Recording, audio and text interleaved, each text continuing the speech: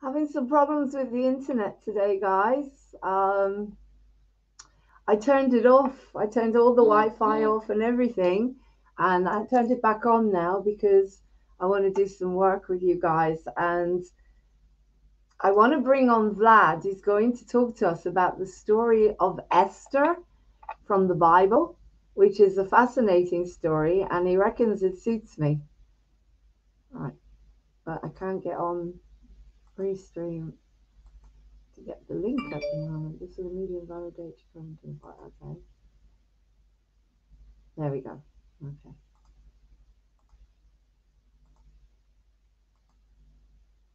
There we go. Right. Cool. Hopefully I should be able to invite him on now. Let's get going with the show.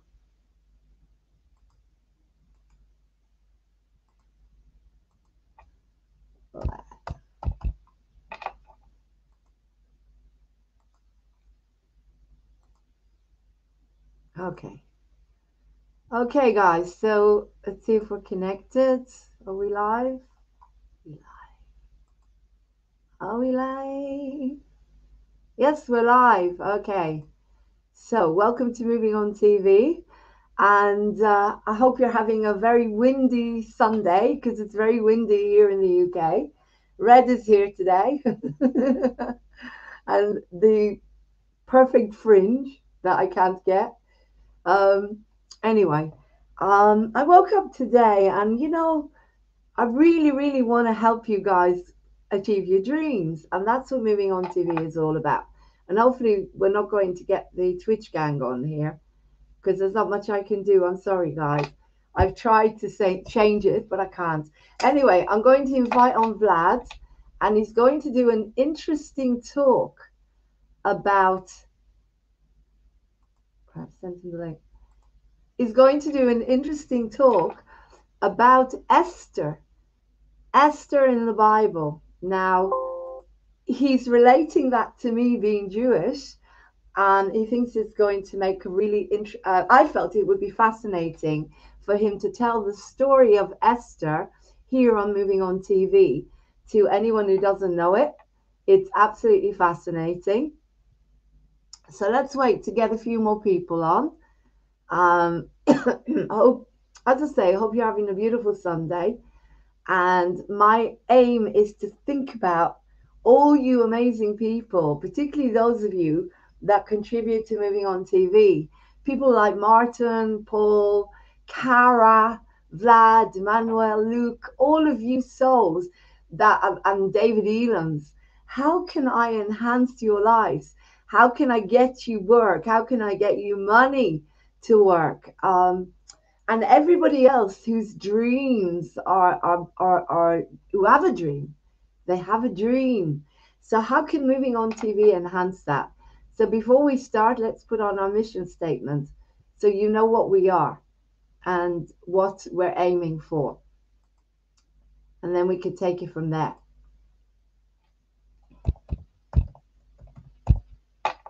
I keep thinking about Brotherhood of Man, the song.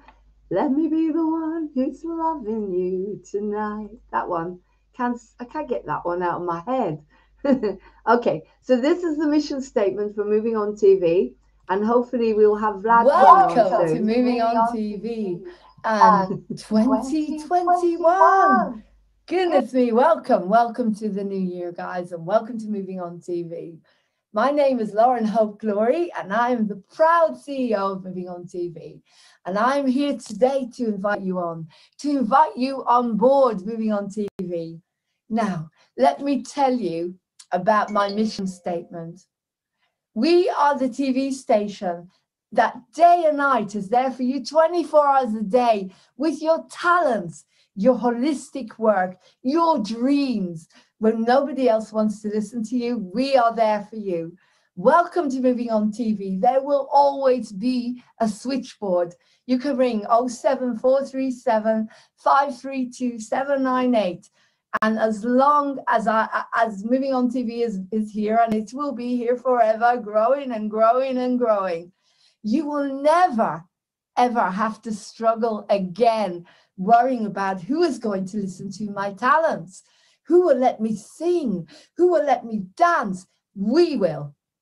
And that comes from my mission statement, because I know how it feels, because that's what happened to me.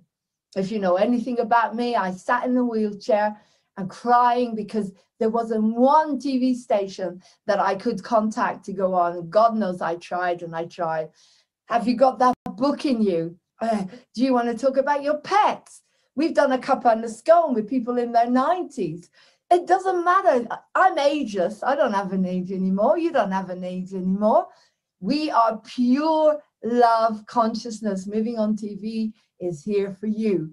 Welcome to Moving on TV. The happy news flashes, if we can, if it's safe. The consumer program to try and get solutions for you. We are solution based. Welcome to Moving on TV.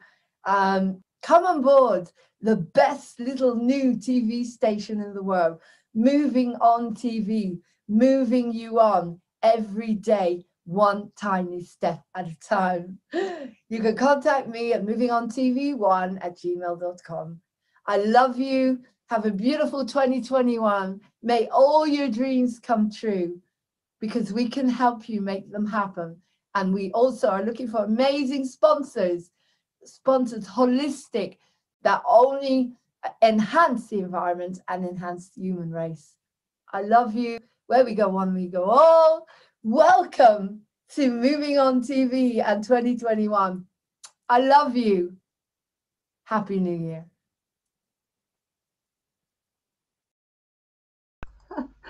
God, I love her. She is my potential, the highest potential I've ever reached.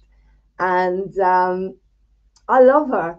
I love her. She, as I say, I don't know how the hell, where she came from, but that was New Year's Eve 2020.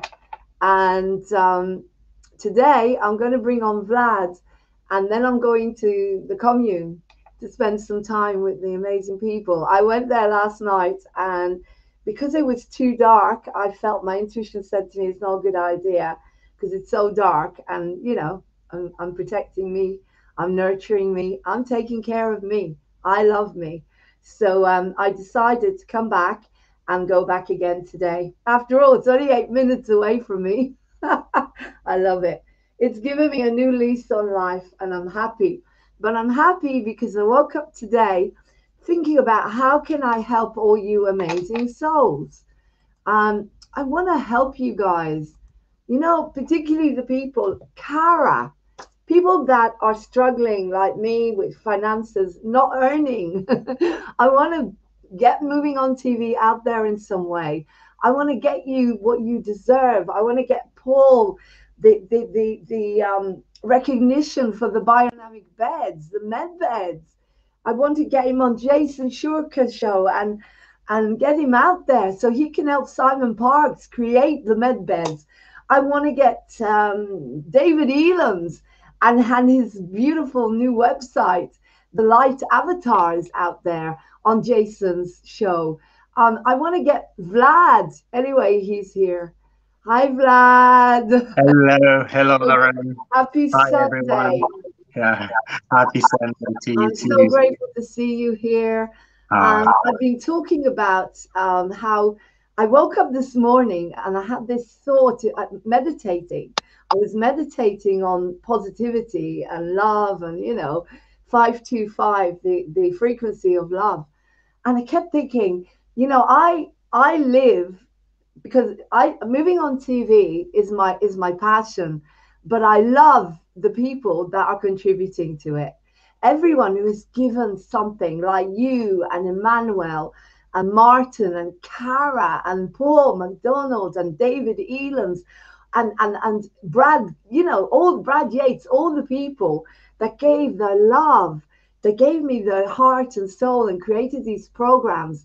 And I woke up with these thoughts in my head, and they were so powerful. Like, you know, I've got Jason Shurka's email, I've got Charlie Ward, I've got Simon Parks is creating med beds all over America. And I thought, well, Paul McDonald already created a med bed. So they need to be working together. Do you know what I mean? I need to find a way David Elam's, who created, he's doing a new avatar website where the avatars drink water and do yoga. So I need to get him involved with all these, with Sasha Stone, Jason, you know what I mean? I've got these guys' emails, and I'm the privileged one that can connect to all these. Laurie Ladd, who's one of the most enlightened souls that is always, sharing her love and keeping us sane from the Galactic Federation of Light. I need to connect us in some way where everyone here on Moving On TV starts to get work and recognition and love, like you and Emmanuel. Like, I want to do something where you can get paid, where I can get, I'm just sorry. I just woke up with this, because when you love more than you've ever loved in your life, then you start to think about, how can I help you? How can I help all of you for all the love you've given me? And as I say, some of the people that have contributed so much, and I put them on regularly, and you guys. So I've got my Jewish and my Esther on today. I thought that would fit. My Esther, the Queen Esther. And you came, and so I want us to really, I put out there, achieve your dreams now, help us to help you. I've just got this feeling now that if we keep going with the image that I'm projecting this week of love and spirituality and kindness, and trying to help people to come into the consciousness of achieving their dreams, I get the feeling that we'll get a sponsor of some kind. Do you know what I mean? That will start to put some money into this to help us develop it. And of course, Encounters is the jewel in the crown, because it's the music. It could be a positive soap opera instead of EastEnders and all that rubbish. We could be doing Encounters. It could be based on love and mind, body, spirit, and we could develop the characters, and we could use that like a positive soap with singing. And anyway, I'm very inspired today because I feel so much love and so much gratitude to everyone. And I was on the phone for about 4 hours yesterday with my beautiful Janie. Janie is a starseed. She's my mentor.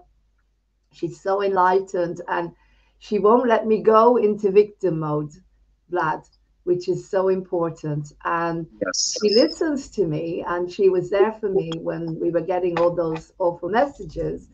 But she won't let me, if I ring her up, oh God, poor me, she won't let me do it. So she's taught me to come out of it, and I'm so grateful. So we all have our teachers. You're my teacher, Manuel. I mean, come on. We have to get on Emmanuel's TV show. And I'm sorry, but I'm not giving up. I want to talk to Pastor Aaron, and I think that we could have a brilliant interview. You, me, and Vlad, you, me, and Emmanuel, and Luke, and maybe Martin, and sit there, talk about Encounters, and talk about Moving On TV, and talk about what we are trying to do here. That we are, I mean, it's a huge job, Vlad, but it's needed. Yes. It's a media that loves you. It's a media that you turn on and says, hey, how are you today? Not me, but how are you? And what do you want to do with your day today? Not here is all the rubbish, and here are all the puppets that we've created for you to teach you how to not be happy, not be healthy, and jealous all the time. And, when you go to, for example, I've been to Britain's Got Talent and the X Factor auditions, Yeah. And they're horrendous. Yes. You're like cattle. I was there with my younger daughter, and we've seen it firsthand, Terrible. It is. It's like cattle. It's like you're nothing. You're absolutely nothing. Yeah. And so you get. And trouble is that, the greatest trouble is that they're very, how can I put it? They don't get really the best talent all the time. I don't know what's their game, what's their standard, with which they measure things. You measure talent, but it's definitely very, very wrong. Well, let's face it, Vlad. They need the people they can mold into puppets. Do you know what Yeah. I mean? And Yeah. that's exactly what's happened here. That's why the human race has become so weak, because they have made these people into their gods and their puppets. Now, you Yeah. know, I'm not a religious person as such, but I'm a good person. I'm a spiritual person. And to me, the most important thing in the Bible, and I do believe in it 100%, that was given to humanity, is the Ten Commandments. And in the Ten Commandments, apart from do not kill, is do not create idols. Yes. And that's where we go wrong. Not only do we go wrong by creating celebrities and gods that people watch now, and they're watching, and they've made them, they create their mindset, but they put people on pedestals. People, if they like you, I never put anyone on a pedestal. It's a sin. It's a Yeah. mistake. Because Yeah. not only are you going to hurt yourself and that person falls, and God knows, people have put me on pedestals a lot. I've always fallen, and Yeah. I will. You And know, they, Lauren, the I get trouble, hurt, the they get trouble hurt. with idols and idolatry, you know, the very word idol comes from the Greek, you know, derives from the Greek, Old Greek language, which means image. Uh, Image. yeah, it's the main issue is that any image is just an imitation of the reality, an Right. imitation of the real thing, you know. And God, you know, the creator of the universe, you know, he doesn't want to be compared with anything because he's beyond comparison. Hmm. We can't put him in a box, you know. And in the same way, we human beings, we're trying to categorize one another, to put each other into boxes, you know, and because we are created after the image of the image maker, you know, the creator of the universe. So how can you put any any representation, uh, any imitation would be much poorer than the original? Can you imagine having at home, you know, let's say one of these greatest artists painting, you know, reproduction or a poor image of it, you know, and then going around and bragging and saying, "Oh, I've got Leonardo da Vinci's, you know, painting in my home." And when people come and see it, and they say, "What? This is so pathetic," you know. It's like poor copy. This is not the original at all. So uh, I think we do the same thing with, you know, with all sorts of images. You know, we don't need images. You know, we need the real thing, the real deal. Which we call God. And Yeah, the, God and real people. It's not only about God, you know. I think that God has warned us that His image, you know, can be distorted from up, you know, and going downward, you know, uh, downward to His hierarchy, you know. Like He is the top, He is the center of it all, and then anything He has created, you know, bears His original image. So, especially human beings, we are the only ones have who he explicitly said that we've been created after his image. All right. So this is the only image that's acceptable. And when you make an image beautiful. of an image of an image of an image, you know that with every image, with each and every copy, first copy, you destroy the quality and it goes further away from the reality. That's why people should not be categorized. We're boutique creations, unique. There's never been Lauren before. Before there's no other Lauren now. There will be never another Lauren like you ever. So that makes you unique. The only one that has ever existed and will exist, both here on Earth and in the universe. You know, in eternity, because your soul is immortal, like mine. You know, I've learned to really, really love myself through this lockdown. And I'm really, really proud for the first time in my life. It's taken me a whole lifetime of me. I'm proud of what I am. I'm proud of being Jewish. I've never ever thought I'd ever say that, Vlad. But the reason I'm proud of being Jewish is because I have an open, because I'm able to use the history of the Jews to understand what's going on now. Yeah, not only that, Lauren, you Jews, your nation was the chosen one, and you guys, through you, the savior of the whole world, not just of the Jewish people, but the savior of the whole world, who is from Jewish descent 100%, Jesus Christ, Yeshua Mashiach, the whole world should thank God and his nation Israel, the Jewish people, because if it wasn't for you guys, we wouldn't have the savior and we wouldn't have Christmas and the hope for new life and hope of love and anything else. Okay, well, let me just clarify what I said. I'm proud of being Jewish, but I do not believe that I am the chosen ones. Let me clarify. When I was a kid, I used to go to the synagogue, and it always said, "Thank you, God, for making me the chosen ones, so I suffer." And so that was like, no, thank you. But not only that, we are all chosen, every single one of us, lad.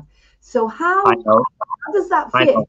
And Yeshua Mashiach, he scandalized the religious, the dry, hypocritical Jewish leaders, religious leaders at the time. They called them Pharisees, because he told them, you know what, the Jewish nation will be no longer the only chosen one, but all those who follow God, Jesus, and his love, they will become part of this chosen nation. So that means that any person who comes and asks the Lord for forgiveness and for his love, he won't be rejected, But now all of us are chosen.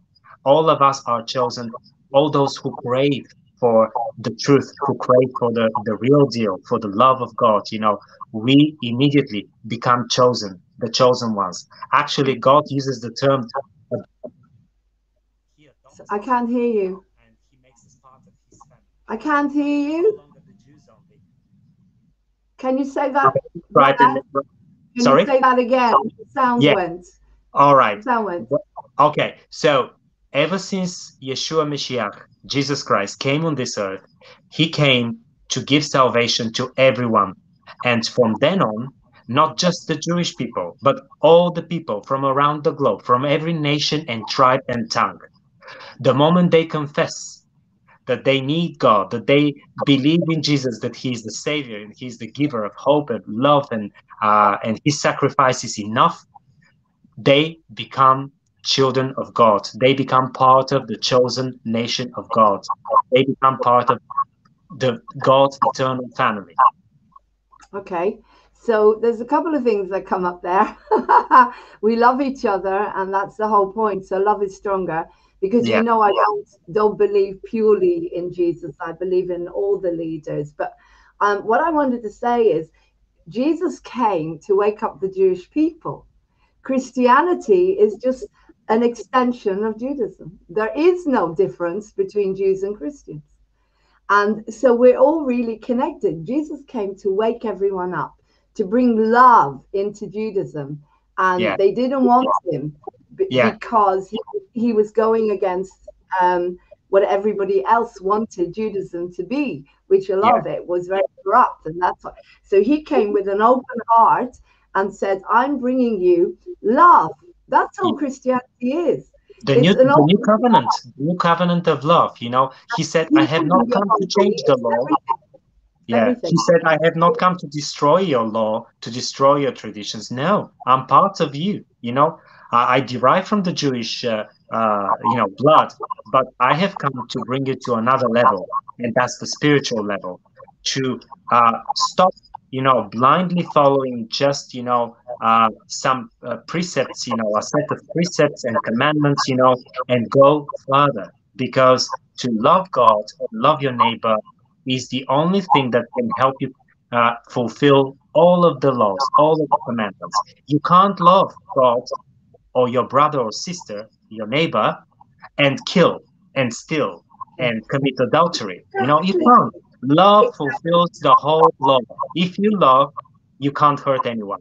Exactly. And that's also, there's so much we could talk about here. Is these people that call themselves Jews, they are not Jews. They are lunatic, Luciferian lunatics. They're not Jews, because the first commandment is thou shalt not kill. Anyway, I don't want to go into too much of that. I want to keep it in love. But Yeah. also, if you look at what Jesus was, his teachings also came from Buddha, because Buddha came from further back. So he took the teachings of Buddha, right? And he used that because Buddha's teachings are very similar. No attachments, love, healing the body, getting yourself to a level where you are so in peace because you don't need anybody else. But the love is unconditional, very, very similar. And then we had other leaders that came, like, you know, for Muslims, Muhammad, and everyone has their leaders. And to me, when I say I'm proud to be Jewish, it's just an identity, right? I'm proud. The reason I say that at this moment is because of what happened to my ancestors.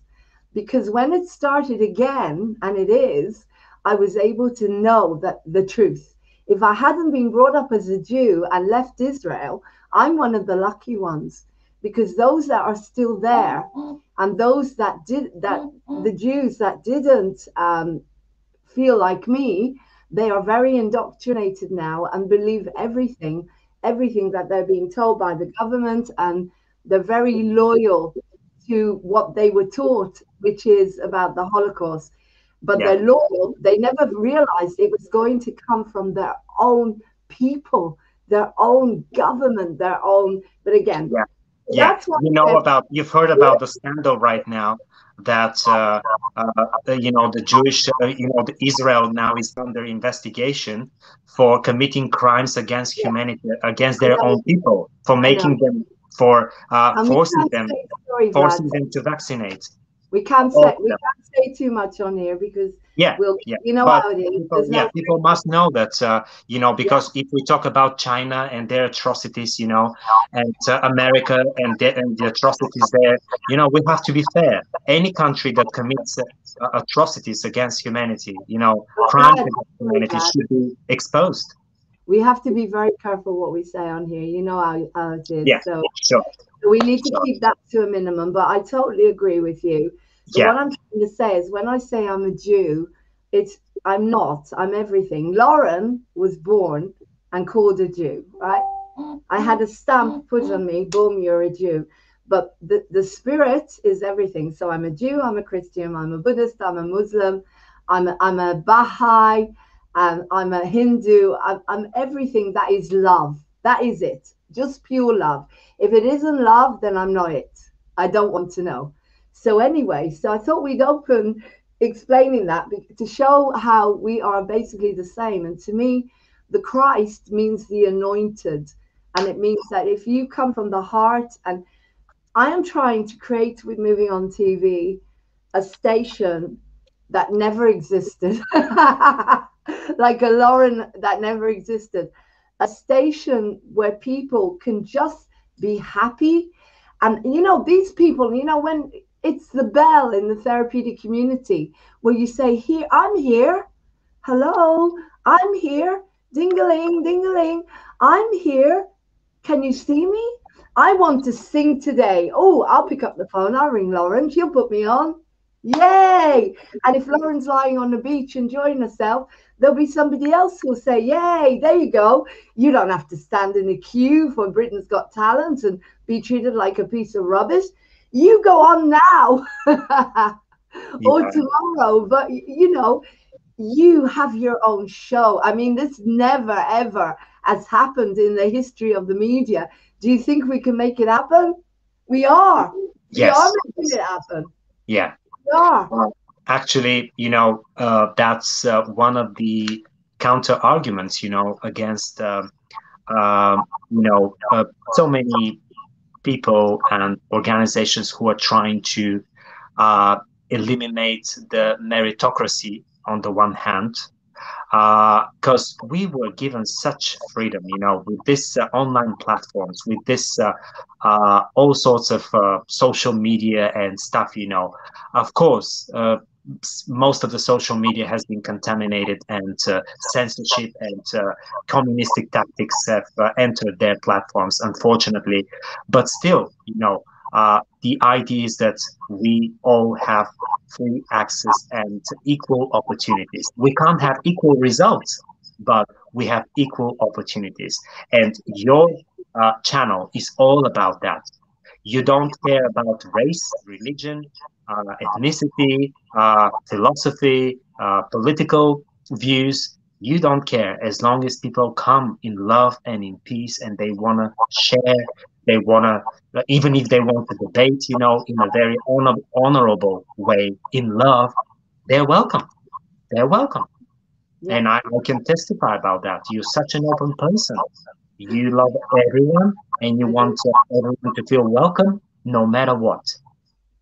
The only thing which really bugs me, and it's the ego, is I can't stand stupidity and I can't stand disrespect for what you really are. So because I believe we can do anything.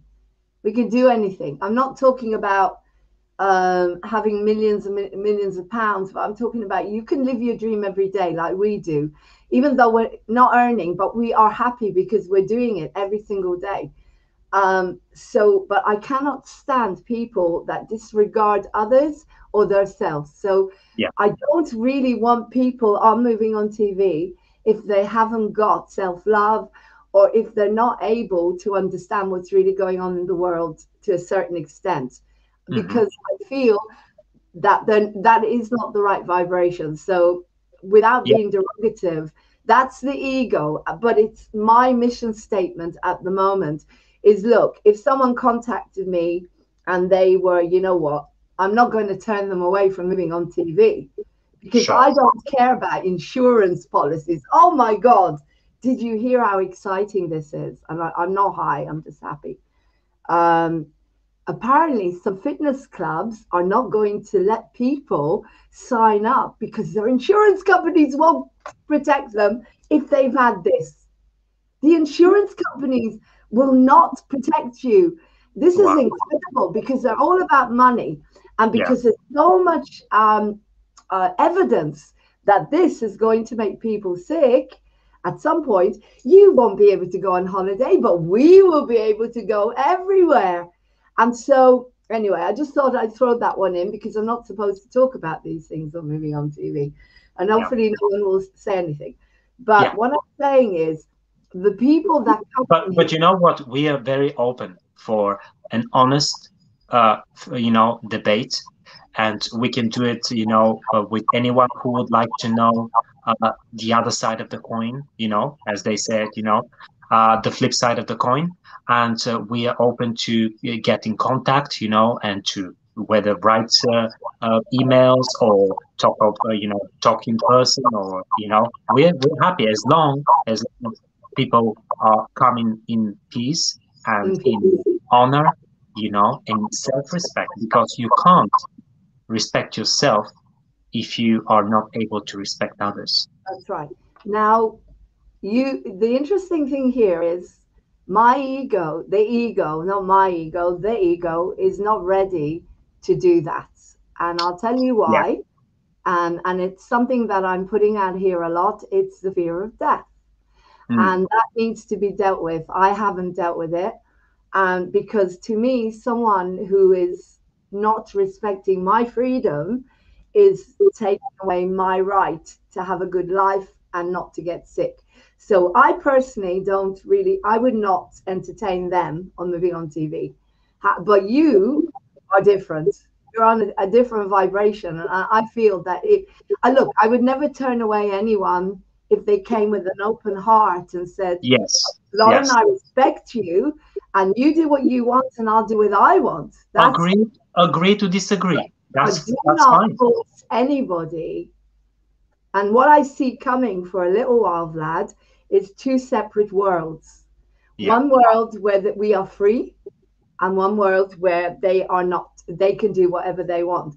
And if they want to come on, of course, you see, it's become more complicated. It used to be very easy. Everyone was human and everyone had talents and creativity and dreams. And Moving on TV was there for everyone. But now there are people out there that don't love us. And so nothing comes on here apart from love. And this is my issue. I'm not in love enough with that side. Like I was talking to someone, when I go to the supermarket, never I never wear one of these. I never will, because as it represents to me the yellow star. And so I will not wear it ever. To me, Or some people compare it with enforced hijabs, you know, in some countries where they can kill you if you don't wear it. Yeah. Yeah. exactly. So to me, I'm a hippie. I am free, and I'm a Jew. As far as I'm concerned, even if I wasn't a Jew, but the connotations of putting something like that anywhere near my mouth, I don't, I will never, ever, ever, except on the stage if it's I'm playing a part. But I have a big ego. I have an ego. And the problem with this ego is if I go shopping, that ego will start to goad people. That ego will start to look at people and say, "You idiots!" And I know what I do, and Yeah. then somebody will report me and ask me to leave. So I have work to do because when I'm in fear, when the ego goes into fear, then Yeah. I do things to hurt others. Exactly. I do, Yeah.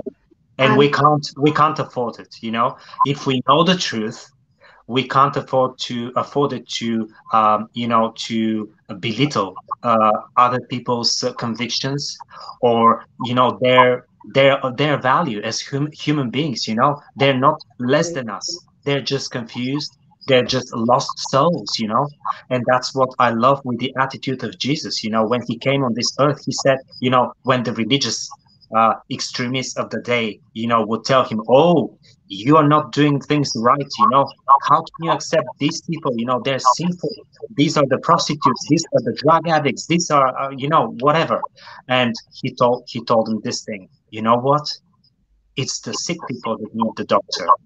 If you don't know that you're sick and that you need a healer, of course you reject the doctor. I have come to heal the sick. I have come to call those who have realized that they're broken and that they need someone to help them and to heal them. So if you don't realize that you are sick, that you have an illness that can destroy you, I mean, there's nothing else we can do for you. You yeah. know, we'll wait for you until you realize how broken you are and how desperate you are, and how desperate you need the healer of our souls to come and to heal your soul and to uh, make you understand the miracle of love. The miracle of exactly, and Jesus saw your potential.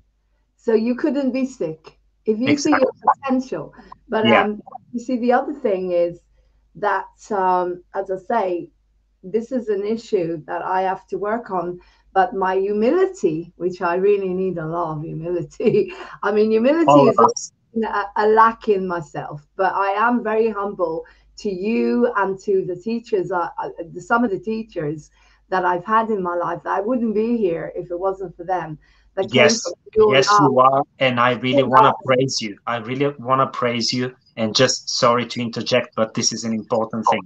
I really want to testify, you know, for the world to see and to hear that you, you know, you really show respect and honor to me, you know. And I can be, you know, I can be your child. I can be, you know, you've got so much more life than me, so much more experience, you know. And you're a young soul. I'm not saying that you're old. Say No, anything about yeah, my age. Don't you're you? not. You're not.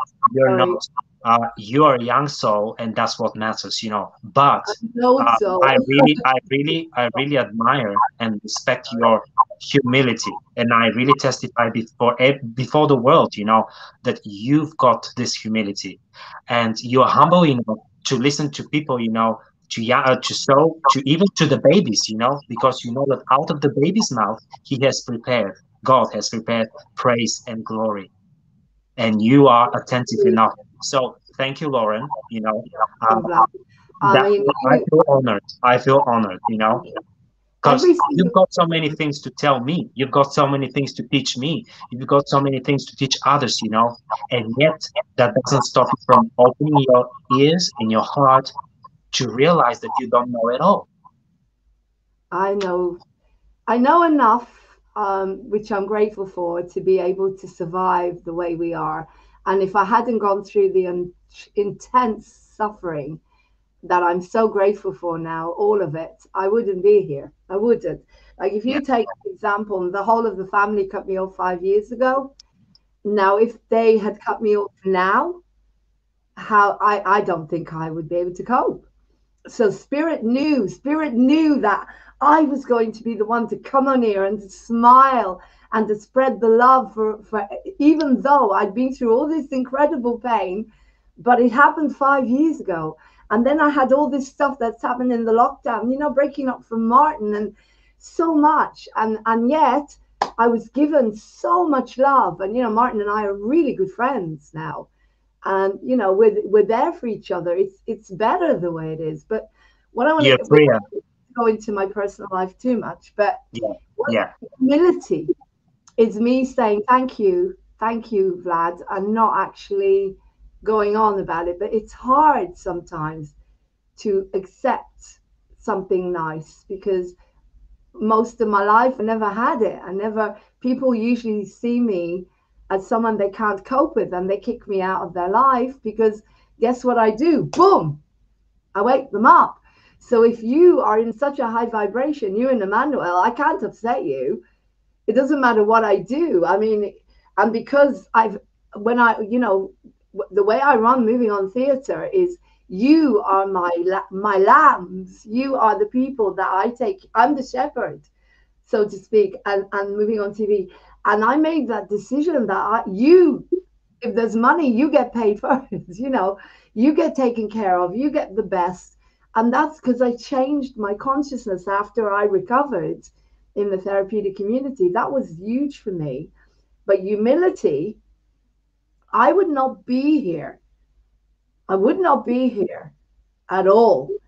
I mean, I had a huge miracle last week, as you know, and it just turned out of nowhere, this commune up the road from me, and they took me in with love, and I'm going back there again today, and it's like living in the musical Hair. Send our love, please, to this. I will, and they would love you to go there. They're just full of love, and they're just ordinary people that are saving the area, the children's. But there has been miracles in my life. And every single person that's come into my life, everyone who's on Moving On TV, you, Emmanuel, Martin, Cara, Luke, Phelps, Paul McDonald, who else is Luke, on TV? You are all the most incredible teachers and saviors of humanity.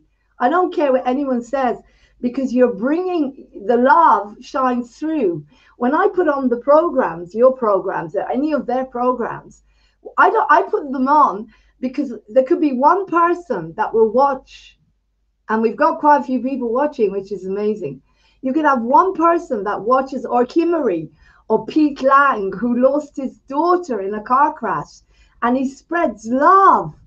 That one person will think, hang on a second, I've got my children, I've got food, I've got my health. That person's got nothing. Lauren was in a wheelchair. My God, she's dancing. How does that happen? No operation? Why can't I get that? Why can't I get that? Now, can you imagine the big dream, Vlad, is to be on that box? Can you imagine someone who's sitting in a wheelchair now? Just imagine, yeah? And they're totally indoctrinated. They're even afraid to take the mask off in their own home, right? They're sitting there and they're watching the bullshit continuously, bullshit, lies. And there may be, without regard, you know, I don't have an age anymore. Red is 30, 20, whatever. You know what I mean? Different ages. A spirit doesn't have an age, because in eternity there is no such concept like time. Say someone is sitting there watching Moving On TV now. If we're lucky enough to have a soul, because I'm checking the chat to make sure we don't get you know what. And I don't think they would come on because there's too much light. So they've got absolutely no interest in this. Yeah. So basically, you've got this person, say they're watching Moving On TV. It's a miracle, right? And they're watching the box, and you see the contrast. This person is sitting there in a wheelchair like me 5 years ago. Can't do anything, got no life, and it's just really just praying for the day when I can walk again. And they're depressed, they've got passions and dreams. You've turned upside down. Vlad? Oh, yeah? You've gone sideways. Your phone has gone sideways. Oh, he'll be back. He'll be back.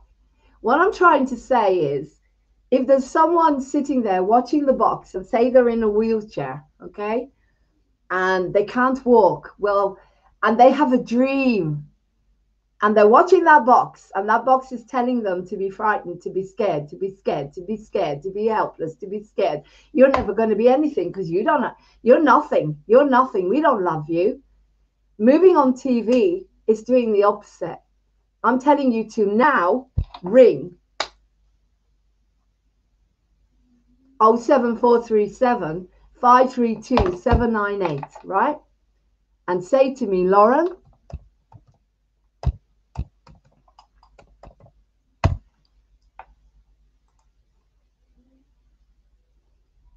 there you go. Ring now and speak to me or Vlad and say, Lauren, I want to be on Moving on TV.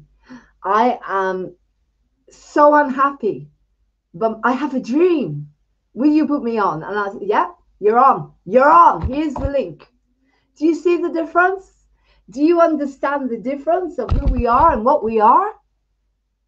That's what I want to create in our world. So no one will ever sit like I did in that wheelchair and think, I've got nothing and I've got no life, or even through the lockdowns. You have got us. And we are different to anything you'll ever experience. It doesn't matter what color you are, what culture you are.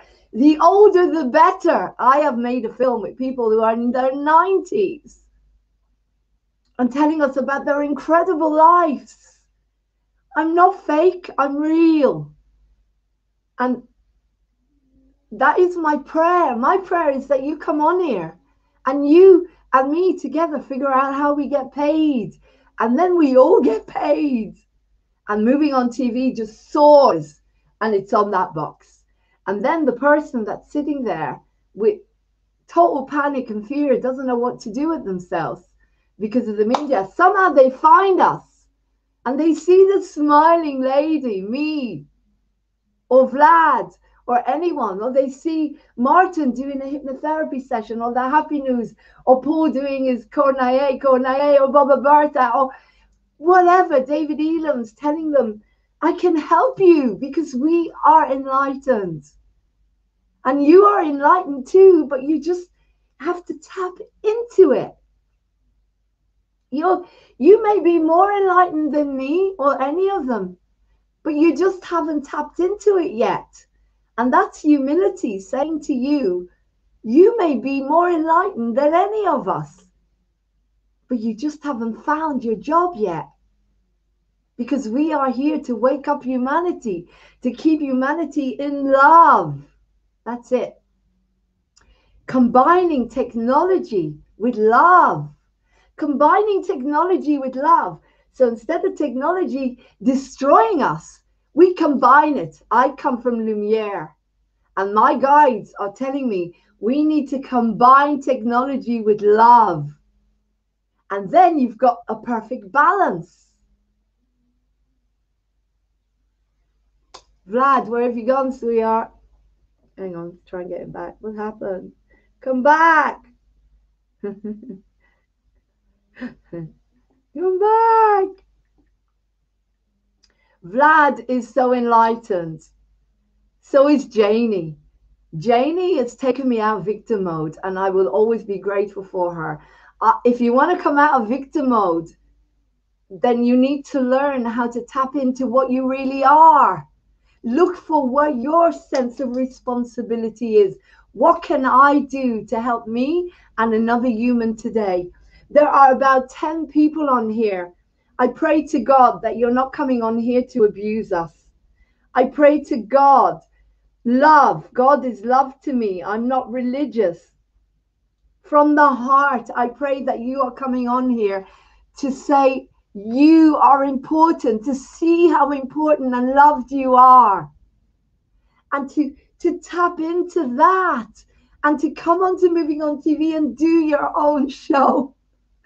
It doesn't do anything for me. It doesn't give me money. It doesn't get, well, hopefully it will bring in sponsors. But I want you on here, not me. I want you with your dreams. You know, when I interviewed Paul McDonald in that big interview, he said he wanted to do his own sound bath from the Positivity Center.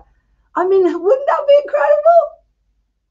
A sound bath with someone as talented as that, with this beautiful singing voice and talents. Oh my God, I would just love it. And I want you to do your own shows. Give me time to breathe. Oh my God, where's Vlad gone?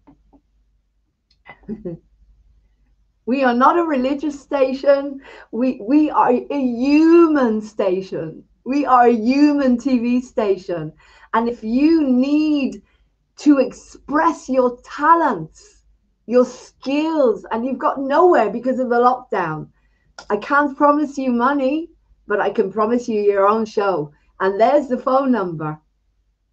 And together, the power of the human race, we will go out there and we will bring in the money to get this on the box in front of those people that are watching the news continuously. Just a tiny bit of love, a tiny bit of love, a tiny bit of inspiration. That's all coming from Moving On TV for you. But I really want to talk about the story of Esther. So where have you gone? His battery must have died. Do you do something that you the number you are dialing knows you. Do you do something that you don't even care if you've eaten today? Then that's your dream. Then that's your dream. Now, I used to struggle between Moving On Theatre and Moving On TV. And someone very wise said to me, combine them. And I don't know if this person watches us, but they are one of the wisest souls and the most talented and enlightened souls. And they know who they are. Here he is, he's back. You went upside down. We've got loads of people watching, and they're watching with love. Isn't that amazing? Yeah. We can only love, only love. And you know what Kara said? Do you remember what Kara said? Do you remember what Kara said the other day? She said, these people are going to make you so strong, Lauren. And they did, because the whole image of Moving On TV for this week is about love. And there's the phone number.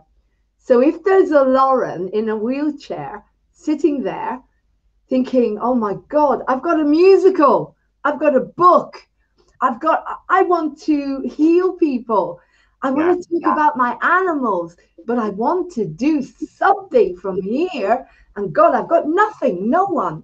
I can't go to the media. No one wants me. If there is someone like that watching now, call us, please. Yes. And come on. You're welcome. We'll be happy. Any questions, any needs you might share. Right, someone's called. Janie's calling us. Hang on. Here we go. Hi, Janie. We're on Moving On TV live. I know, darling, and I wanted to ring you. Oh my God, thank you. I love you. Hang on, put that on. Okay, you are shining, and it's beautiful to see. Oh, I love you so much, Janie. Thank you for taking me out of victim. And thank you for God bless you. God bless you. Indeed. 4 hours. God bless, sweetheart. But thank you. I love you so much. Thank you. Bye, sweetheart. Pardon? Thank you. Bye. Love you. Bye. Love you. Bye. That's it, Lauren. Love conquers all. Look what happened last week. Love conquers all. Look what happened last week, lad. Isn't that interesting? So what I want you guys to do is I want you to appreciate the pain. in a positive way. It sounds terrible, but every time you go through suffering, I want you to come through it like this. I want you to think about, what did they do to me? They made me face my suffering. They made me face my past, my childhood. And I sat here and I read this to everybody. I read Simply Amazing. I read my story of abuse because they put that on there. I am so proud to be in this book. And I am so proud to say to every single adult child that went through abuse, whether it's emotional, physical, sexual, you are amazing. Simply amazing. I like it. You are amazing. Simply the best. Like this And all time. your job is simply amazing. Your job is to go out there and take that experience that you went through and sit with it and feel your pain like I did. Yeah. Feel it. I felt it for 8 months. 8 months to me is gestation period when the baby is born. And yesterday I had this conversation with Janie where I looked at my life. 8 years old, the worst year of my life, the first year in Israel, destroyed me. 8 years old. 8 months of the therapeutic community, and I healed my childhood abuse to the extent where I found inner peace, and I was able to move on because I realized it wasn't my fault. 8, the number 8, coming up to 8 months that I've been on my own. 8 months, middle of April, I will have been on my own dealing with, yeah, you guys are on the phone and you're amazing, but living on my own for 8 months. 8 months, can you believe it? 8, the number 8 is infinity. I was born on the 8th month. It obviously means something in my life, but the number 8 is all about the baby. It's starting. Let me think now. When did we start moving? Oh my God, Vlad, we started moving on TV in 2015, 2014. Next year, the baby is going to be born. Do you see? 2022. Wow. Because the 8 years, the number 8 seems to be very important in my life somehow. So next year, moving on TV will be on that box, because you cannot progress without it being in front of people that now are obsessed with watching the mainstream. But we're getting lucky because the light is infiltrating. Did you see Bev Turner? It's infiltrating into ITV, into This Morning. People are going on there and they're pissing off the presenters, the puppets, and they're saying what we all feel out there on Moving On TV about insurance policies that we kind of touched on it. No one's going to insure you guys. So do your research, please, because you won't be able to go anywhere. You won't be able to do anything. They will not insure you because there's too many questions around this, which I have to code. But anyway, she went on there and she said that it would lead to the stupidity of what they're leading to. Too much technology is that if you don't have a passport and it's on your phone, only on your phone, what happens if your battery goes? What happens if your phone dies? What happens if there's no internet? You won't be able to have one. So, guys, you need to watch Bev Turner. I really want to get her on it. Anyway, this is incredible. And as I say, if I hadn't gone through the intense pain that I went through with what those guys put on last week, and I'm saying, don't give me any more. I don't want your tough love. I've had enough of it. But I needed to tap back into reading Simply Amazing to everyone. I am proud of the child that I was, that was gone through so much. And yet her love shines through and says to every adult that is in guilt or shame, you did nothing wrong. Children are not able to be guilty for anything. Exactly. They're not, ever. Exactly. It's the adult. And what you need to do with that adult is you need to get a big mincer and you need to mince them up and throw them out the window and get it out on that person that hurt you. Because if you don't, you would take it out on everyone else and on yourself. And that's a big lesson that I had to learn. And you know what, Vlad? You went through huge childhood trauma. You know, you're an orphan and you have your own issues.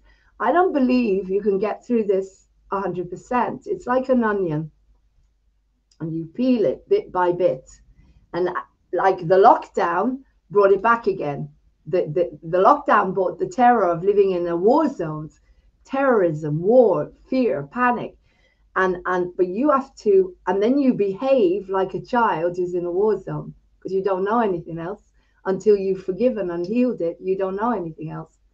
So I was never ever right in Israel, and I always knew it, and I always prayed to be taken out of there as soon as possible.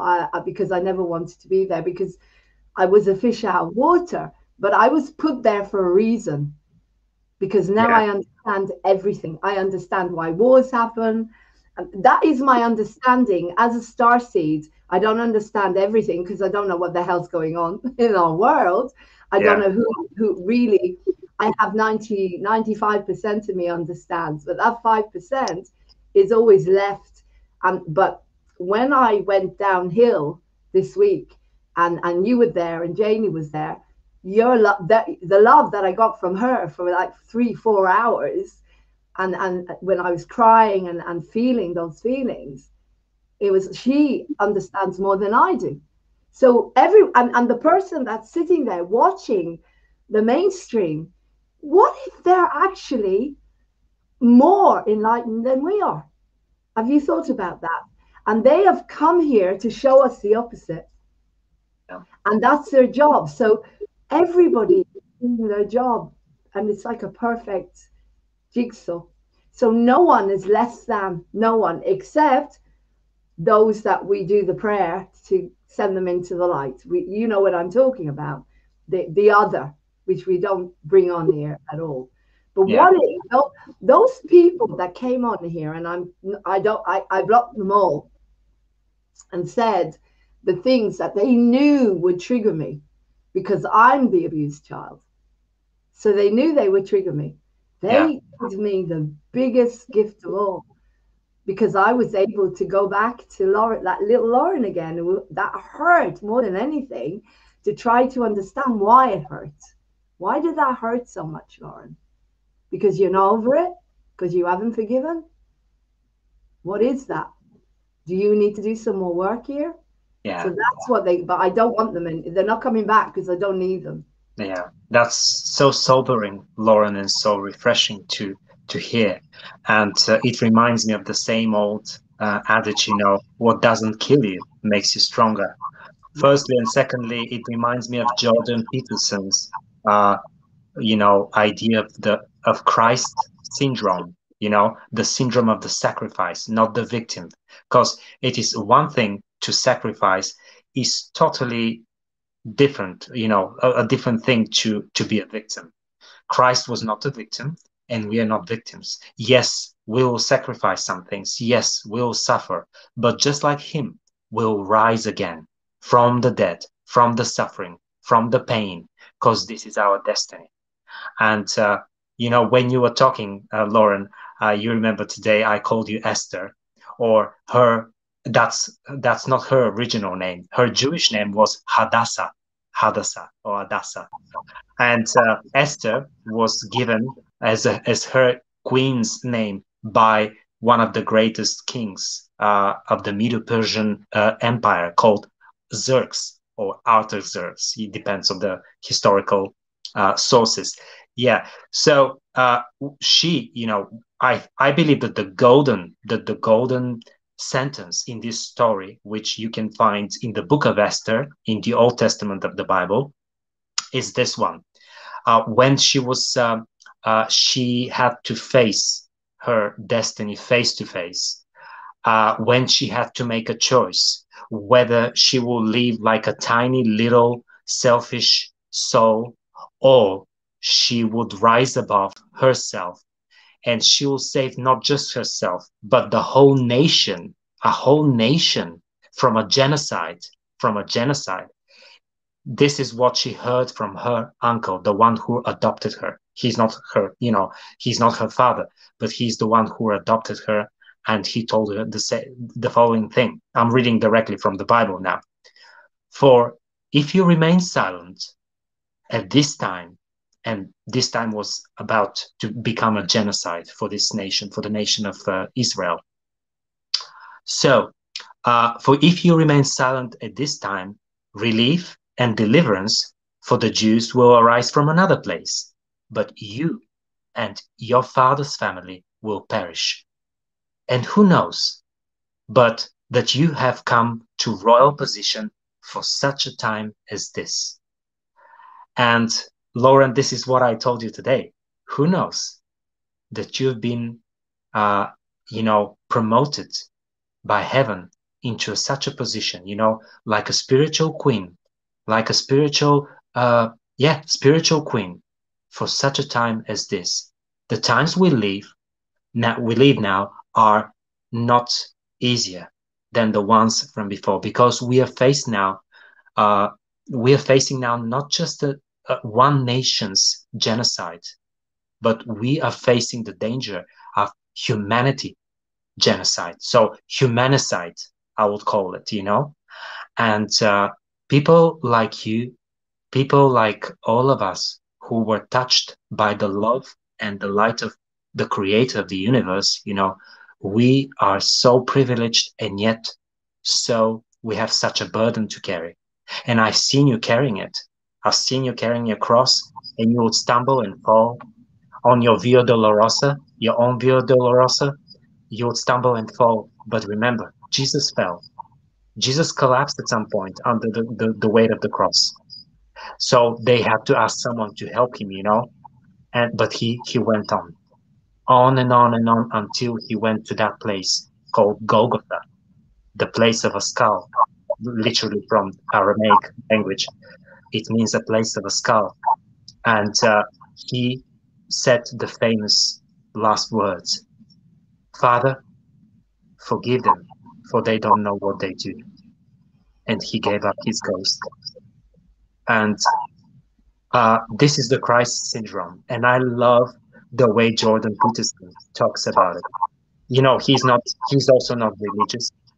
He's just a great professional psychology and psychoanalysis.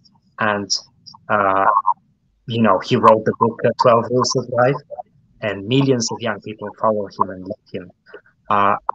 And he spoke and he talked about this so much. So I can see time and again, dear Lauren, that people like you, people like us, they know that they're here for a reason, and they're going to fulfill their destiny no matter what. And what happened with Esther? She had to go before the king unsolicited, uninvited, and to go to him to ask him with a plea to stand against the evil plans for a nation to be exterminated. And she knew that according to the Medo-Persian laws, anybody who shows up before the king uninvited, he might be killed in the spot. He might be beheaded, he or she. So she took her chances. She took the risk. She knew how much was at stake. And she asked the nation, the Jewish nation, to fast and pray for 3 days, before she went and before the king. And when she went there, the king pointed with his staff, with his royal staff, to her, showing her favor. So everybody knew that she's not going to be killed, but actually she received the favor of the king. And we know at this point of time that the king was an image of the heavenly authority. And when a human king flows into the will of the Almighty, he is the good king. He is doing what he's supposed to do. It is so today with our presidents, with our nowadays kings. We call them presidents and ministers, etc. Whenever they follow the light, whenever they hear the voice of God, they do the best for the people. not the best for themselves or for their party or for their partisans stuff. And we need more people like this king, and we need more Esthers today. And I believe that this station is all about, recognizing and calling out all those who are destined to send the light, to spread the love of God, and to save as many people as possible. So Esther was granted her request. Just go ahead, and find the book of Esther in the Old Testament. Read it because it's a beautiful, beautiful story, one of my most favorite. But she found favor before the king.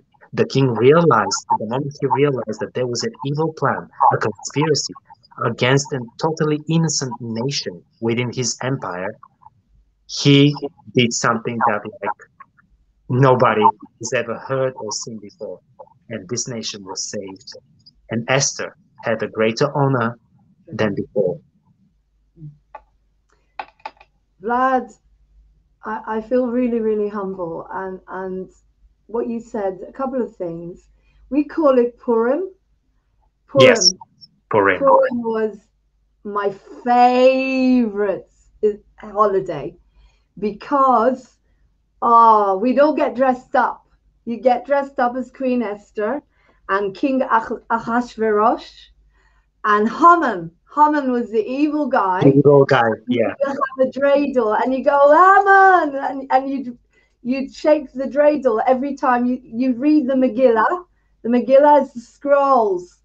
And every little girl wanted to be Esther, and whatever. I have pictures of me dressed as her. My mom used to put on like a little wedding dress. Oh, that's beautiful. And Esther was the hero, the heroine of the Jewish people. And for you to say that Ahasuerus loved her so much, he wasn't a Jew. He was. You mean, yeah, that's the Jewish way to say Xerxes or Artaxerxes, yeah? That's how the Jewish people call him, Xerxes. No, Ahasuerus. Yeah, I know that's in Hebrew. He wasn't Jewish. He was no. He was a pagan. He was a pagan. No, and that's exactly me. Martin isn't Jewish. I never even see religion, and so.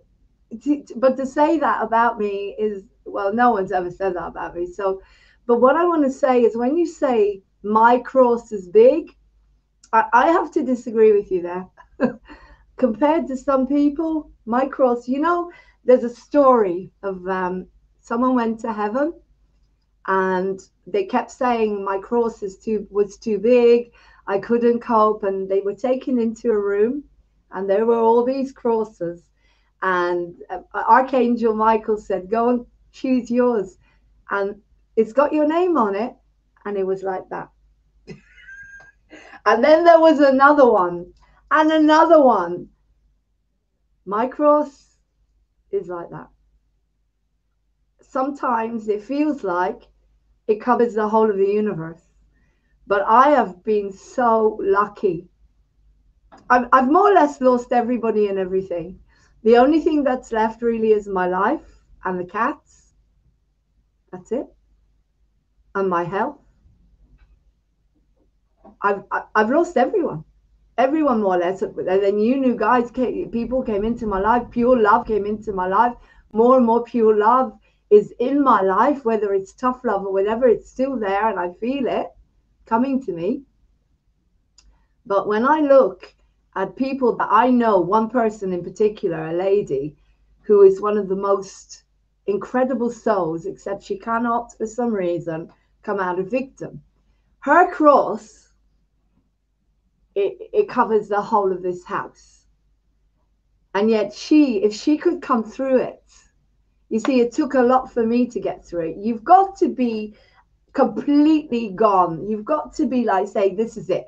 If I hadn't gone to the level where, if I don't go into the therapeutic community, and I acted to get in there, and they know that now, because I would never have got in as Lauren, because I was fighting with everyone. So I created a character. For 6 months I acted, and I became someone who listened, and I surrendered. Because if I hadn't gone into the therapeutic community, you would never have heard of me.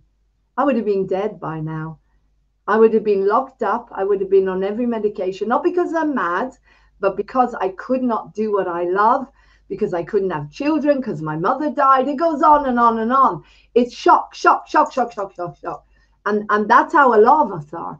And I went to see a psychiatrist because I had no choice.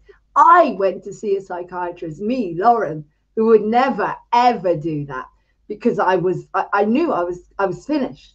I was finished. I would not survive because I'm too unhappy. I couldn't be around people anymore. It's the story, you know, a bit like Elaine, a bit like, you know, in Encounters. She couldn't do it. I don't drink, but I had no life. And all I wanted was to do what I love, and or to adopt or to do something useful. And no one gave it to me. No one. There was nothing. So and my mother died. Martin was working all the time. My father was a nightmare. And the family, where my sister was in a celebrity mode, and she was always at me, you know, you need to get a job. You need to be one of us, so to speak. And I couldn't. I just want to be me. Whatever that is, I know it's on the stage, but I don't know what else I am. I know that I know what I know, but I don't know where I fit. Anyway, so I collapsed and had massive breakdowns. I was locked in a cell by the police for having panic attacks. It's all going in my book. And then I went to see a psychiatrist because I was humble enough to do that. And the psychiatrist said to me, if you won't take medication, we're going to offer you an alternative. Now, as I said, I have guardian angels and I don't understand it, but something new, that I was meant for something. And so they offered me the therapeutic community. And the minute they said to me, there's a 24-hour support system, that was it. I'm in. I didn't realize it was going to be a Holocaust. It was a nightmare. I hated it. It was horrible. It was hard work. They tried to get rid of me so many times because I brought all my bombs from Israel and threw them all in there because I had no empathy. How can you ever have empathy if you don't have any? It's like Casey says in the book, you were blamed for everything. You were brought up in wars. You were abused. Nobody gave you empathy. Nobody gave you the opportunity to be you, Lauren, or to love yourself for what you are, because you're different. Everybody used to make me feel like rubbish when I go and say, you don't need medication. Just take garlic. Heal bronchitis. And they'd look at me as if I'm an alien. Okay? So that's how, and they wouldn't let me take anything in the therapeutic community, not even homeopathy. Nothing. Everything was done in here. Therapy and compassion and huge amount of bullying, tough love. But what I'm saying is that was my spiritual awakening, because it's like when you drink too much, you go to a 12-step group and you say, that's it. I nearly killed myself yesterday. That's what they say. I nearly overdosed. And if I don't heal now, I'll die. So you know what I'm saying? I cannot control anything. And I am humble to that psychiatrist that came into my life and said to me, you work according to miracles, so we know you understand the difference between love and the ego, Lauren. So do you want to go for 18 months, give up your life? We'll pay for everything. It's free. And you can go and cry for 6 months on the floor, run the community with everyone, and do your work, which is Buddhism, and Christ consciousness. They don't even know it, but I'm telling them it's Buddhism and Christ consciousness without them knowing, as well as the fact that we're guinea pigs without medication. And it worked for me. So, but it would never have happened if I hadn't surrendered and realized, when you go in there, it says, trust the process. And no one trusts everyone. Everyone stabs everyone in the back when you go in there. For about 8 months, I got hell because I was different. I couldn't walk around without shoes. They used to attack me because I used to walk around without shoes. I'm a hippie. So everything, they projected everything on me. And it was amazing. And in there, I learned how powerful I am as an actress, because I go, hello, and they run out. It's like magnet. It's like people said to me, you should be on the stage. You have this magnetism. People don't know what to do, Lauren, around you. They run away. Anyway, to cut a long story short, this woman is amazing. And I want her to surrender, but she can't at the moment because she could run the country, never mind moving on TV. She's one of us. She's enlightened. She's awake. She's been through hell and she's going through hell. And there's no answers to what she's going through because her family are bullying her and her child is dying and she's stuck in the middle. And I can't help her. Is he still in the hospital? He's still in the hospital, yeah. And he keeps dying and they keep bringing him back. And I don't understand it. But what I'm saying is I don't want to talk about it here. She doesn't want people to know because the family are bullying her and they're coming between her. But what I don't is that she calls me and she's a victim and I cannot accept that anymore. So I sent her the prayers that I've been doing. That's probably why I'm in a different space because I've been doing a lot of prayers to release, that darkness, beautiful prayers, which we've been doing on here on Moving On TV. And I'm sending her someone who releases this and I give her all the information. And I said to her, look, please do that first and then come back to me. Do that prayer all through the day if you have to, because it will take you out of victim mode because there's nothing leeching your energy, nothing taking away, drawing you into the fear anymore.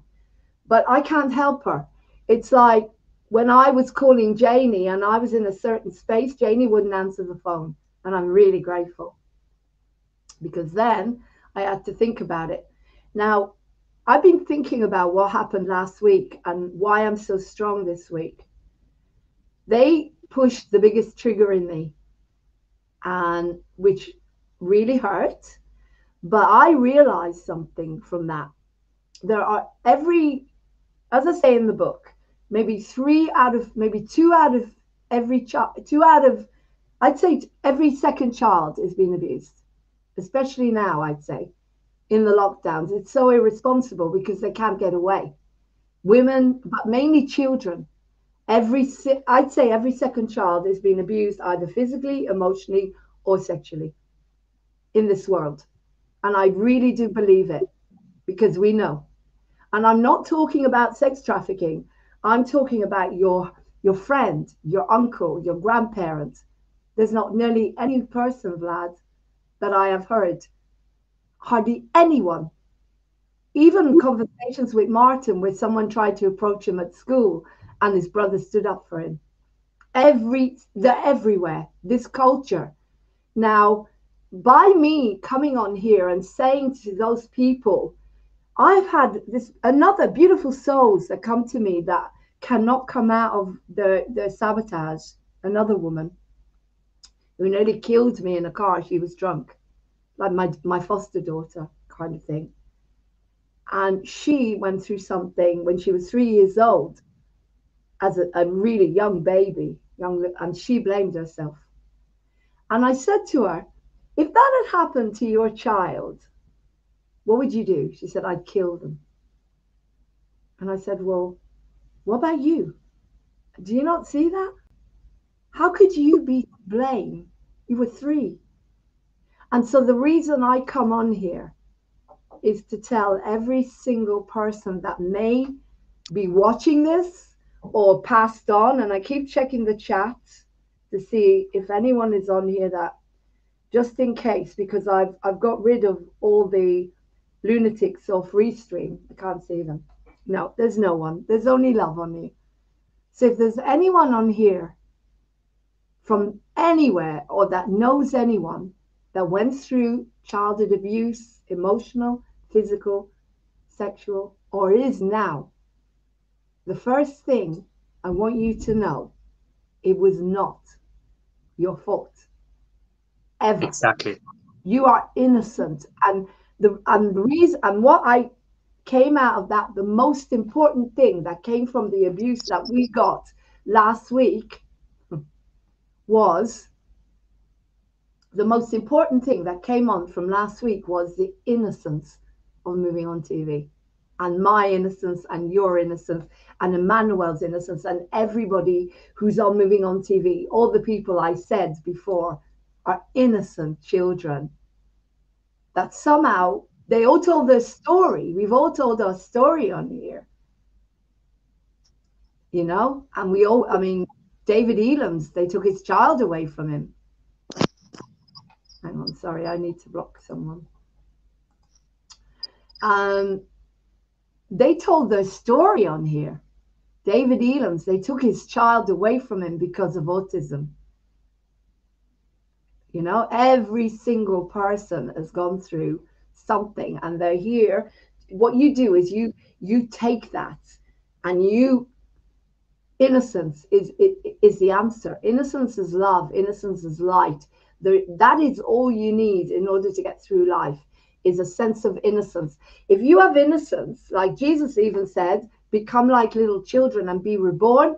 If you had innocence in the way things are now, and you were just innocent, you would be sitting there doing research all day and night, because you wouldn't have an effect from the media or from anybody else. You would make your own decisions, because if you were innocent enough to not believe anything that is being told to you, then you would want to understand, wouldn't you? And so you would start to research, and you would find the truth. And you would understand that if it is not innocent, then it is not good for you. And so innocence and purity, moving on TV is pure. And they hurt me. They hurt moving on TV, which is my baby, by hurting me. And then someone said to me, they're not at you. They just, well, they were attacking me. That was different. Sorry. That wasn't right what I was saying. But moving on TV is innocence. It's based on innocence. It's a TV station that we don't want your money. Yeah, we do if you've got it to sponsor, if you're a good person and you want to. But we want to love you and nurture you the way you've never been nurtured before. Because my whole life, I was never loved, except from people that came in, like Martin and you, and anyone who came into my life that wasn't. Apart from my father, I've never, and when the little ones were children, the mum eventually, you know, what I'm saying is I never had unconditional love at all. I never understood what it was, I'd say, till the lockdown, because suddenly I learned what unconditional love was towards certain people that I love. And I felt this huge love for humanity, which I would sacrifice my life for now. I have no doubt about it. For my freedom and the freedom of your children and the children of the world, because I believe that that's what we're meant to do. We're meant to protect the new generation, because I've had a life. I have had a life, and my life, it means nothing compared to the whole of humanity. It means a lot. Within humanity, we're all a tiny speck. But if I had to be forced to lose that freedom, I would die. And that my fear of death disappears when you either take my freedom or take my life. There's no competition for me. But I will not create situations anymore where I'm putting myself in danger. I walked away from that at Trafalgar Square last year when I knew a war was brewing with Kate Cipriani. I walked because I want to live, because I love life. Don't you, Vlad? Yes, I do. And, you know, Lauren, as I was listening to you, I was thinking about, you know, all the things that you've gone through. And time and again, you know, my mind returned to the beginning of our conversation today with our lovely viewers of Moving on TV, that love conquers all, that love is the most important thing in life. And I knew that before I was enlightened, before I was born again, like you put it very well, that Jesus called us to become, like children, to be born again for a new life, for a life of innocence, for a life of sincerity and purity. And as a parting message that I would like to leave to our viewers and listeners today, I would like to read a few verses, that I call them the verses of love from the Book of Books, if you don't mind. So, uh, dear friends, let us love one another, for love comes from God. Everyone who loves has been born of God and knows God. Whatever does not love does not know God, because God is love. This is how God showed his love among us. He sent his Son, his only Son, into the world that we might live through him. This is love. Not that we loved God, but that he loved us and sent his Son as an atoning sacrifice for our sins. Dear friends, since God so loved us, we also ought to love one another. No one has ever seen God, but if we love one another, God lives in us, and his love is made complete in us. God is love. Whoever lives and in love lives in God, and God in him. There is no fear in love, but perfect love drives out fear, because fear has to do with punishment. The one who fears is not made perfect in love. We love because he first loved us. If anyone says, I love God, yet hates his brother, he is a liar. For anyone who does not love his brother, whom he has seen, he cannot love God, whom he has not seen. Thank you. Thank you, dear Lauren. Thank you, my friends, our lovely people who have been watching us. And the cause that we all fight for. There's the number. Where from I read exactly, the reference where this beautiful verses, the verses of love, they're found in the first epistle of John, Apostle John, the apostle of love, in chapter 4.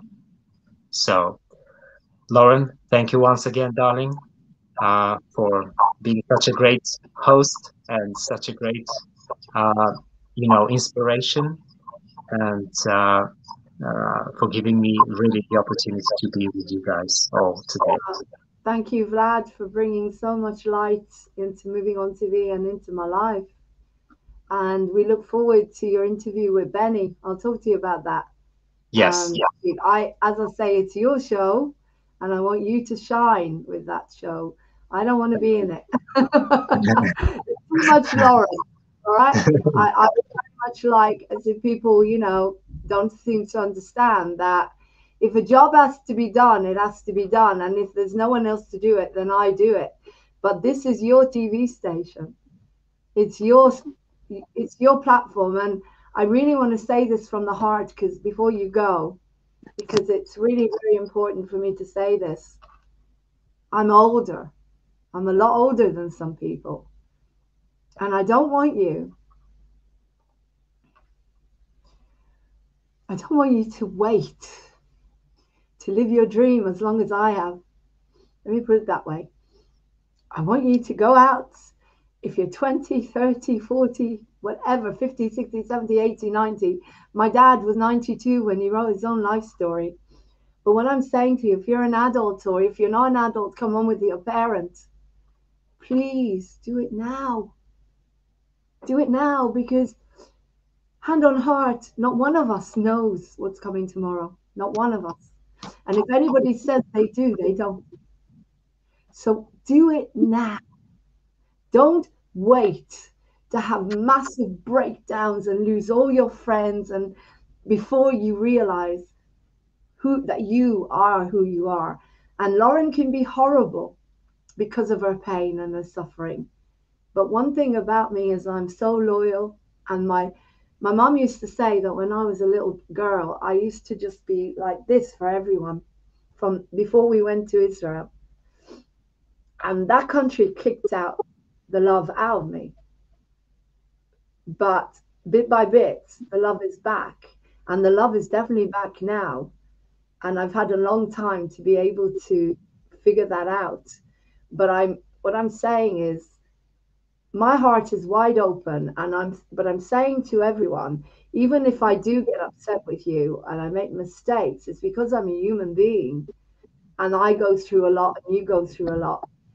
But if you look at me as a teacher or a mirror instead of as your enemy, then maybe your life will get better. That's all. It's a suggestion, because that's what I did in the therapeutic community when people were bashing me, not physically, luckily. Instead of complaining about it too much, I tried to figure it out, and I understood that was me. All they were me, showing me. And that was my awakening. It was because I was able to understand when someone shouted at me, we can't have feta cheese, we have to have yellow cheese or we'll more or less will die. If we buy feta cheese, we'll all die. That was how it came across, really extreme. And I thought, well, I'm not bipolar, but I do have extremes like that. My moon is in Virgo, and I can get very stuck in the black and white. So they were teaching me. And when someone said to me, I said to them one day, because I'm innocent, you look beautiful wearing makeup. She said, I'll tear your head off. What are you doing? Why are you saying that? Because they couldn't accept a compliment and they thought I was doing it to hurt them. Screamed at me, said they have to kick me out of the community. And so I went inside and I figured, oh my God, I do that. I shout like that. When someone pushes the button in me, I go crazy. That's me. And that's how I woke up. So 2 big lessons today, guys.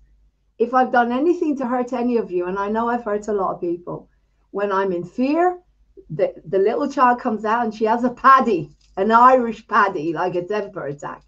Yeah? But maybe that is showing you that you have a right to do that as well. Do you understand, Vlad? And you don't, and then you kick me out because you go to sleep inside again and say, I'm not going to have a paddy. No, I'm not allowed to. Lauren's a bad person. I don't want to be like Lauren. But what if you had a paddy? I'm not happy. Is a paddy something like a tantrum? A tantrum. To throw a tantrum. I don't want this anymore. I hate you. Do it. Instead of blaming me for showing you my freedom, do it and see what happens. Don't kick me out of your life. I'm a great catalyst. I wake you up.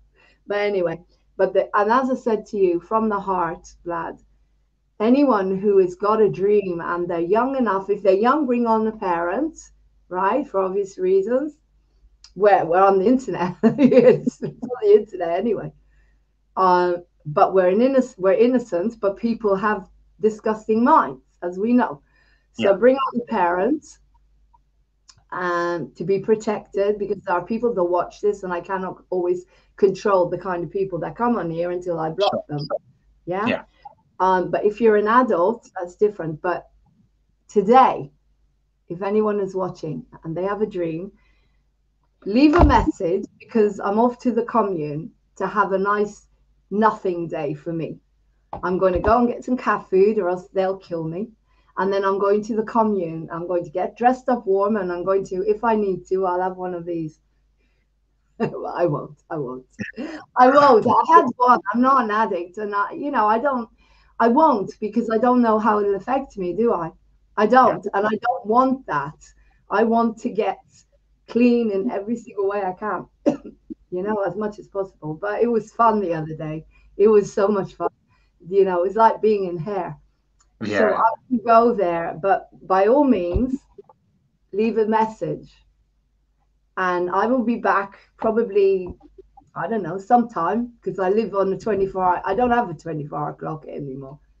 And I will text you back if it is a genuine, loving message.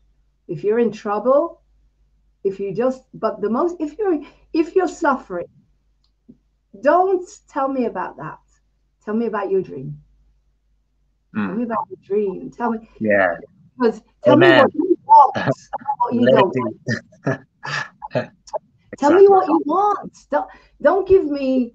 I'm not the Samaritans. I don't want to be. I'm a life coach. Yeah. I want to know what you want. Like I say to Vlad, what do you want? And that's what I give you. Whatever we can give you here on Moving On TV. We can give you your own show. I mean, come on, guys. Surely that's fun to do your own show. Definitely. And then at some point, you'll bring in the sponsor. You'll get paid. I mean, I need someone to help me figure that out. I had Autumn, but she's disappeared. Yeah. Autumn was helping me. Anyway, I'm going to let you go, Vlad, sweetheart, because I know you need to go. I love you. Have a beautiful. Wish you all the best. Bless you, love you, and send my love to these beautiful people that you're going to visit today. I will. All I right? will. And goodbye to all of our viewers, beautiful viewers, and we'll see you next time. Thank you. Lots of love. Bye. Take care. Bye. Love you lots. Bye. God bless. Bye. All right. So Vlad's going back into the waiting room. There he is.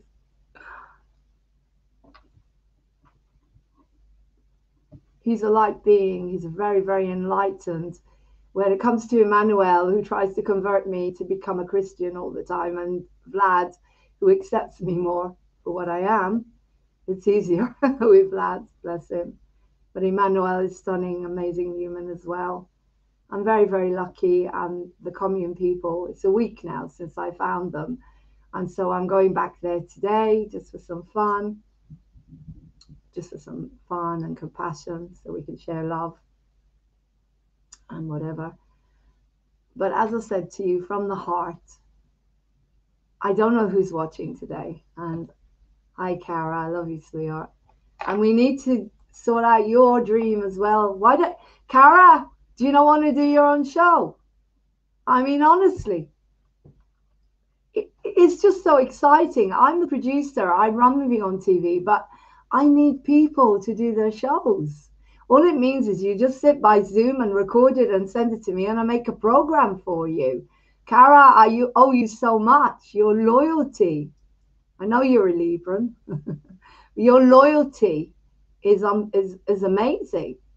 Do you want to do your own show? I mean, you have loads of experience with a child who's autistic. I mean, you might be able to share that with our viewers. Think about it, everybody who is on here. Don't wait to get to my age without telling you what my age is. Don't wait. Do it now. You'll never get through to ITV or BBC or any of that, ever. I'll tell you that because I tried my whole life. The only way you'll get on one of those programs is if you walk on the stage in the middle of a show or something, which I considered doing with Bob and Bertha in Mrs. Brown's Boys. If it was going on, I would have walked on and sung Danny Boy. I was planning to do that. But with Moving On TV, you just have to text or email, right? Where's our email? Where's our email? There you go. Email us. Email me.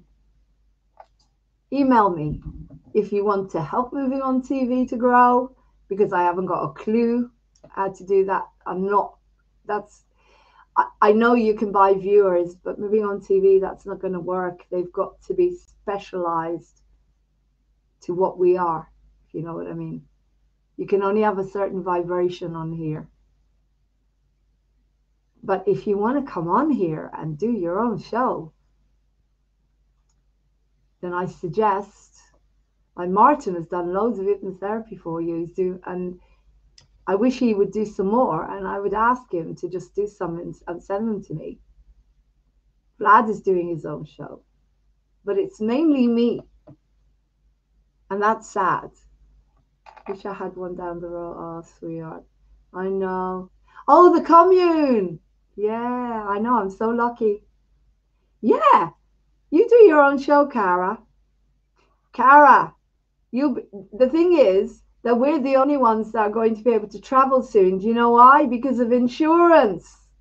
The insurance companies are not going to cover because there's too many dangerous stories coming up. So none of them are going to cover. So we're the only ones, the ones that know, that are listening to our inner self, to our intuition, that know inside everything to do with this. We are the only ones that are going to be able to travel. Do you understand?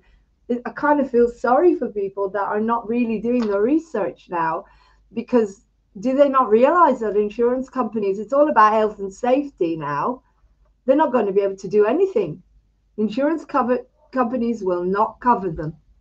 And that's beautiful. I'm sorry, but that means we will maintain our freedom. Did you hear that, Cara? I can't wait. What would you like to do, sweetheart? What would you like to do? Just put yourself in front of a Zoom and record it. You could do at home with Cara. At home in Ireland with Cara and Tyra. You know, like 20 minutes a week. Send it to me. I'll put it out. Whatever you want. Do something. It'll be good for you. And my loyalty to you, you know how loyal I am to you. Your messages, your emails, whatever you send me. I did get that message about what you sent me. And so I recommend we protect ourselves with shungite. I'm not going to say it on here. But protect yourself with shungite, guys. Shungite. And get bracelets. But more than anything, raise your vibration. Because when your vibration is high, nothing can affect you. And I've had this conversation, spiritual talk and dance. Yeah, do it. Just do something and send it to me. And I'm going to go now I've got to eat first, and then I'm going to the commune. And it's really cold out there. I don't like the cold, so I've got to wrap up warm. As long as I wrap up warm and sit by the fire, I'll be okay. But they invited me in yesterday at 12 o'clock at night, and I didn't want to because it was dark. And so I'm a bit nervous of the dark since I broke my leg. So I'm going to go in the light now, soon, once I've eaten, or I'll take some food to cook. Now I'll have something to eat. Yes, Cara. So what I'm going to say from the message you sent me, which I don't want to put out on Moving on TV at the moment, because that's not what this week is about, love and nothing else. But shungite, yeah. You need shungite. But more than anything, did you get the prayer of protection that I put on? Right, let's do the prayer. No, we won't do it because we don't need it. I don't feel that we need it at the moment. However, I'm going to put on another prayer of protection. Okay, so nothing can affect you. You just say, I do not consent, all right, to what you sent me. I do not consent to those energies. I turned off all the Wi-Fi in the house. I turned everything off in the house. I'm trying to find it.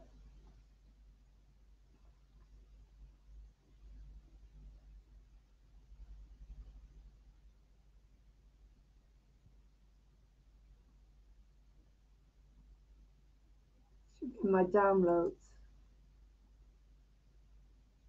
This one. Here we are. This is beautiful. I'm hoping that Steve won't get angry with me that I'm putting it out to you. I wouldn't have expected him to. So this is what you can do on a daily basis. The light of God surrounds us. The love of God enfolds us. The power of God protects us. The presence of God watches over us. Wherever we are, God is.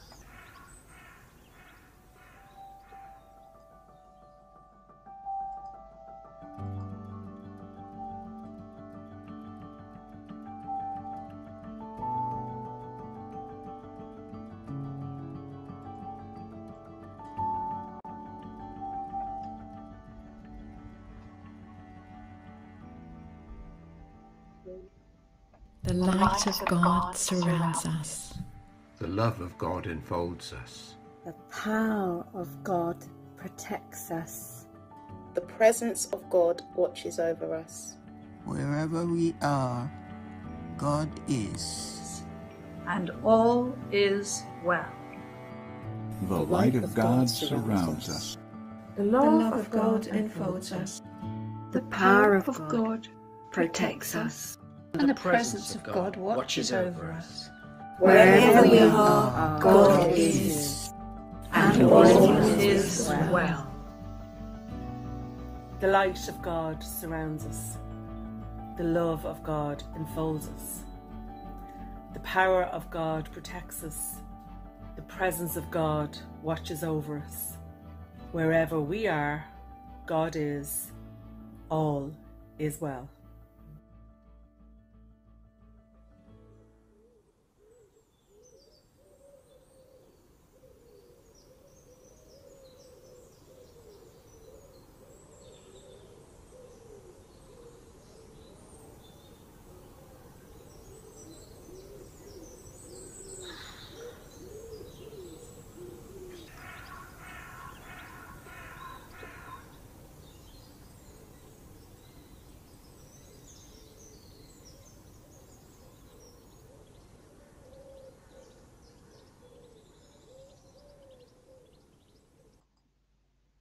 And if you need the prayer line, it's 116123.